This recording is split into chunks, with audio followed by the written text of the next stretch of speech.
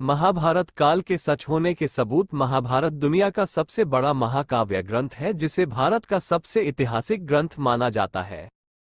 हिंदुओं के काव्य ग्रंथ को पंचम वेद माना जाता है। महर्षि वेदव्यास ने संपूर्ण विवरण के साथ यह ग्रंथ लिखा था।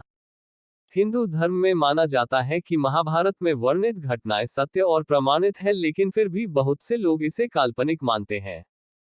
इसे धर्म और अधर्म के बीच हुआ सबसे बड़ा युद्ध माना जाता है, लेकिन महाभारत को लेकर हमेशा ही बहस होती रही है।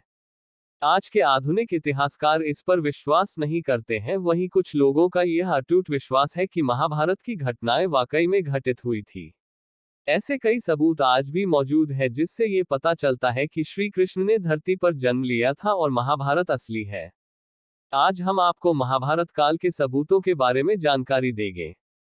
कुरुक्षेत्र की लाल मिट्टी। यह तो हम सभी जानते हैं कि महाभारत का युद्ध कुरुक्षेत्र में हुआ था, जो कि हरियाणा राज्य में स्थित है। कहते हैं उस समय भयंकर युद्ध में बहे खून की वजह से वहां की जमीन लाल हो गई थी। पुरातात्विक विशेषज्ञों ने भी माना है कि महाभारत की घटना सच थी। उस जगह पर तीरों और भालों को जमीन में गड़ा पाया गया है, जिनकी जांच में ये पता चला है कि यह 2800 ईसा पूर्व के हैं, जो कि लगभग महाभारत काल के समय के बने हुए हैं।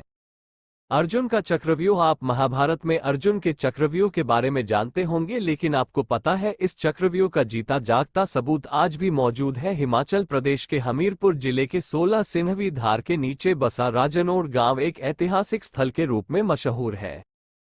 यहाँ पर पांडव अज्ञातवास के दौरान रुके थे। इसी समय अर्जुन ने यहाँ पर चक्रव्यूह का ज्ञान प्राप्त करके उसे पत्थर पर बनाया था, जो आज भी यहाँ मौजूद है। इस चक्रव्यूह को ध्यान से देखने पर पता चलता है कि अंदर जाने का रास्ता तो साफ दिखाई देता है, लेकिन बाहर आने का रास्ता पता नहीं चलता। इस जगह को पीपलू किले के नाम से भी जाना जाता है। ब्रह्मास्त्र और न्यूक्लियर हथियार। महाभारत में आपने ब्रह्मास्त्र नाम के भयंकर अस्त्र के बारे में सुना होगा। यह अस्त्र ब्रह्मा द्वारा धर्म और सत्य को बनाए रखने के लिए बनाया गया था, जो कि विनाशकारी परमाणु हथियार था, जिसको केवल दूसरा ब्रह्मास्त्र ही रोक सकता था। जो इसे चलाता है वही इसे वापस लाने की क्षमता भी रखता है। रामायण में भी लक्ष्मण ने मेघनाद पर ब्रह्मास्त्र से प्रहार करने का सोचा, तो भगवान श्रीराम ने ये कहकर रोक दिया कि अभी इसका प्रयोग करना सही नहीं है, क्योंकि इससे सारी लंका नष्ट हो जाएगी और कई बेकसूरों की जान चली जाएगी। ब्रह्मास्त्र बेहद खास होता था, जिस कारण महाभारत और रामायण काल में ये सिर्फ गिने चुने योद्धाओं के पास ही होता था। रामायण में यह अस्त्र लक्ष्मण और महाभारत में ये द्रोणाचार्य, अश्वत्थामा, श्री कृष्ण, युधिष्ठिर, कर्ण और अर्जुन के पास था।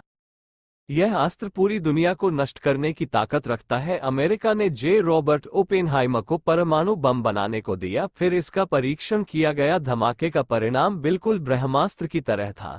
इसके बाद वैज्ञानिकों ने भी माना इस तरह का शस्त्र महाभारत में इस्तेमाल किया गया था। श्री कृष्ण की द्वारका नगरी। भगवान श्री कृष्ण को द्वारका का राजा कहा जाता है और महाभारत में इस बात की जानकारी मिलती है यह नगरी जल में डूब गई थी, यानी कि पूरा नगर ही पानी में समा गया था। आपको जानकर आश्चर्य होगा, पुरातत्व विभाग को गुजरात के पास समुद्र के नीचे एक पुराना शहर मिला है और इसके सबूतों से यह पता चलता है कि यही द्वारका नगरी है जिसका वर्णन महाभारत में किया गया है। केदारनाथ का पशुपतिनाथ मंदिर। पौराणिक कथा के अनुसार जब महाभारत के युद्ध में पांडवों द्वारा अपने रिश्तेदारों का खून बहाया गया तो भगवान शिव उनसे अत्यंत क्रोधित हो गए थे। फिर श्री कृष्ण के कहने पर सभी पांडव माफी मांगने के लिए निकल पड़े। गुप्तकाशी में पांडवों को देखकर भगवान शिव वहां से अदृश्य होकर अन्य स्थान पर चले गए। इस स्थान को केदारनाथ के नाम से जाना जाता है। फिर पांडव केदारनाथ भी पहुंच गए, लेकिन भगवान शिव उनके आने से पहले ही भैंस का रूप लेकर वहां उपस्थित भैंसों के झुंड में शामिल हो गए। पांडवों ने भगवान शिव की पहचान तो कर ली, लेकिन भगवान शिव भैंस के रूप में ही जमीन में समाने लगे। तभी भीम ने अपने बल से भैंस रूपी शिव जी को धरती में समाने से रोक दिया। फिर भगवान शिव अपने असल रूप में आ गए और उन्होंने पांडवों को क्षमा कर दिया। भगवान शिव का मुंह तो बाहर था, लेकिन उनका शरीर केदारनाथ पहुंच गया था। फिर जहां उनका शरीर पहुंचा वह स्थान केदारनाथ और उनके मुंह वाला स्थान पशुपतिनाथ के नाम से जाना जाता है। ये दोनों मंदिर आज भी मौजूद है। इसका मतलब महाभारत का युद्ध भी हुआ था। लाक्षागृह। महाभारत काल में लाक्षागृह की भूमिका भी महत्वपूर्ण मानी जाती है। कौरवों ने पांडवों को जलाने की साजिश के लिए लाक्षागृह का निर्माण करवाया था, लेकिन पांडव सुरंग से निकलकर बाहर आ गए थे। कहा जाता है आज भी यह सुरंग उत्तर प्रदेश के बरनावा नामक स्थान पर मौजूद है। महारथी कर्ण का अंग राज्य कुंती के सबसे बड़े पुत्र दानवीर कर्ण अंग देश के राजा थे, जो उन्हें दुर्योधन ने उपहार में भेंट किया था। आज अंग देश को उत्तर प्रदेश के गोंडा जिले के नाम से जाना जाता है। जरासंध द्वारा अपने राज्य के कुछ हिस्सों को कर्ण को देने की बात भी कही जाती है, जो आज बिहार के मुंगेर और भागलपुर जिले के नाम से जाना जाता है।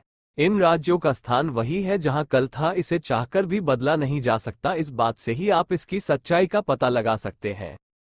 श्रीमद् भागवत गीता, जिन्होंने भागवत गीता पढ़ी होगी वह ये भी जानते होंगे इसमें ज्यादातर श्लोक 2 लाइनों में लिखे गए हैं।